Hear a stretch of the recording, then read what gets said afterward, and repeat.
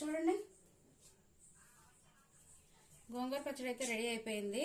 దీన్ని అయితే తాలింపు వేయట్లేదు. ఆనియన్స్ ని వేసి చేశాను.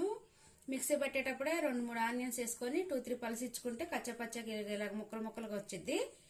తింటుంటే మొత్తం తినేటప్పుడు అయితే మంచిగా టేస్ట్ అనిపించిద్దండి. ఇంకా అన్నం అయితే పెట్టేస్తున్నా.